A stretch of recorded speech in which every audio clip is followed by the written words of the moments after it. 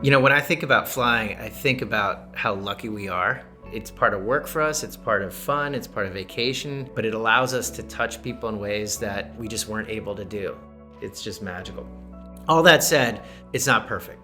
It can be boring, it can be incredibly stressful. We task some of our best and brightest to say, hey, take a look at air travel, take a look at the experiences, take a look at what the entire flow is from everyone's perspective, from the people flying the planes, to managing the entire system, to servicing us on the planes, to safety, to the passenger experience. And how do we make it better? How do we use technology to make it better?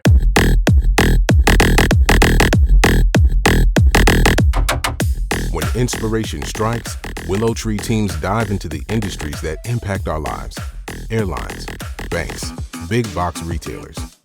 And we carve out a tight 2 weeks to rapid prototype a new set of digital tools we think they'll love. Whether iterating on an already positive experience or reimagining the customer journey from scratch, we race a rapidly closing window to take what's good and make it better.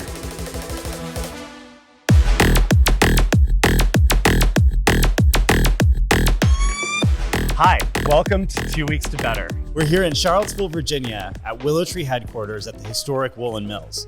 For our pilot episode of 2 Weeks to Better, we focused on the air travel experience, and we went big. We were able to get Aubrey Phillips and Wagner Mensch, two of WillowTree's most talented designers, to tackle the challenge. They only have 2 weeks before their next client project starts, so it's really important for Aubrey and Wagner to hit the ground running. So we have to kick off a project like in the next 2 weeks. That's why I want to tap into some of your ideas, what we've already done. I think it's about the transparency of information. So it might be the case of including something like weather, information about the TSA line. There's so many stages to consider. There's a lot of pre-flight in that early stage. Right. But I am really curious what you guys might be able to come up with during the in-flight time. I would really encourage you guys to go ahead and start getting into mocking, prototyping, and just testing things out, because I think that's when you're really going to start to get real feedback. How are you feeling? I feel good. This is exciting. Like Wagner and I have stuff planned for today. Like we're moving really fast.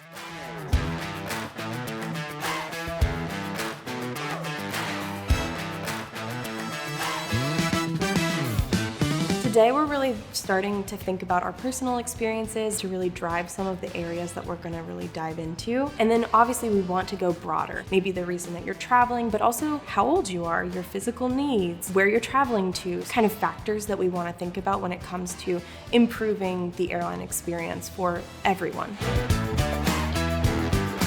This is the type of project that really inspires me as a designer, because we are really helping millions of people that are traveling every day. This is the type of thing that when you enter a room and says, who face some problem when flying, and I think everyone will raise their hand.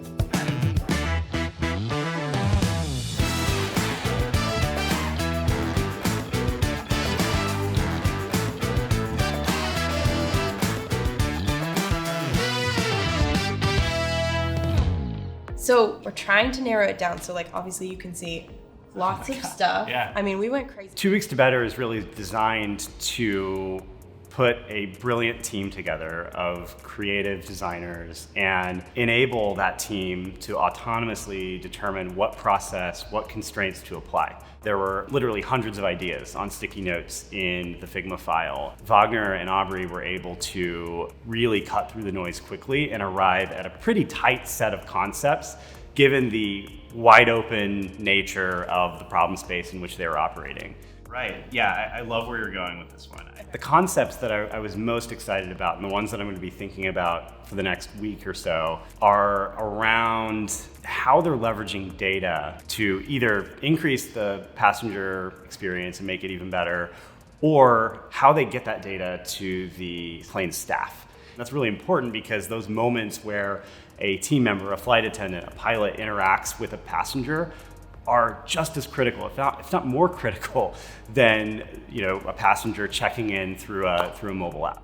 How are you feeling? We've got 5 more days. I'm feeling good. I feel like it's been really fun. Each day we're just like taking on a concept. We're trying to do as much as we can. Right. But like This is a really interesting problem, and I think all of us are excited about it. Yeah. So, Well, I mean, you're running 100 miles an hour. Yeah. It's sort of we're operating outside the normal sort Right. of realm of delivery and design here. I think having that extra set of eyes really helps us to make sure as we move quickly that we are producing the best quality and like the most accurate work possible. I think having other people's opinion and other designers' eyes on our work always bring new visions and new valued points to it, especially on this project where every second counts. Anytime we assemble a team at WillowTree to critique design, we are really thinking about bringing in business viability layered onto user or customer desirability. We're bringing in Claire, who leads our research practice. From a strategy and business viability lens, we're bringing in Margot. And then from an engineering perspective, I think we'll bring in Preston. So I think Preston's going to bring a really great kind of technical perspective to the table. And of course, we'll bring in a number of designers. Paul is a design executive at WillowTree, and then Charlotte is brilliant in some of the same ways. I mean, I love giving presentations. I love like showing the work that we're doing, especially when you get different disciplines in the room to see those perspectives.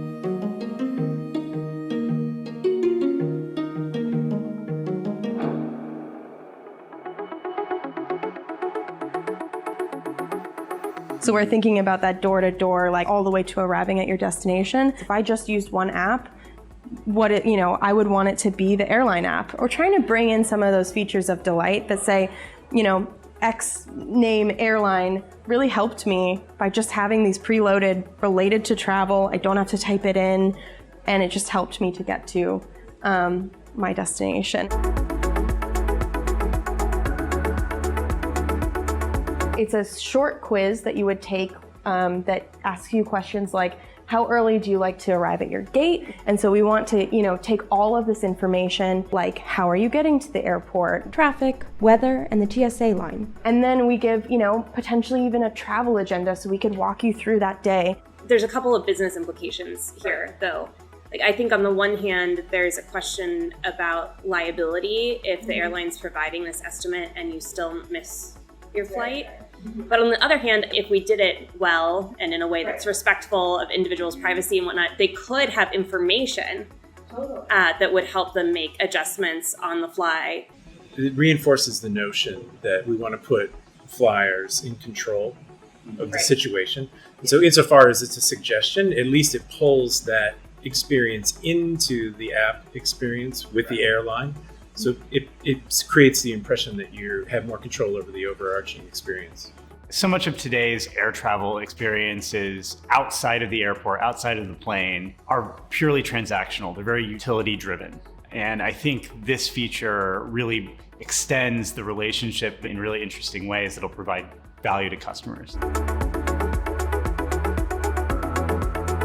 So when we think about the reasons that people fly, you could be celebrating a honeymoon, you could be going to a funeral. So we kind of just send you like a, hey, how's it going? And you can kind of quickly fill out this quiz. So you can imagine maybe it's the flight attendant, but they can kind of see like a heat map across all of the seats. What is this flight? What am I walking into here? Who am I, going to interact with? I even think we could pull in data, more passive data, like how many cancellations or how many delays has the specific passenger dealt with over the last year even, and have that influence the score. It empowers the flight crew to have empathy, which I think in this day and age we're seeing a lot of tempers in the air.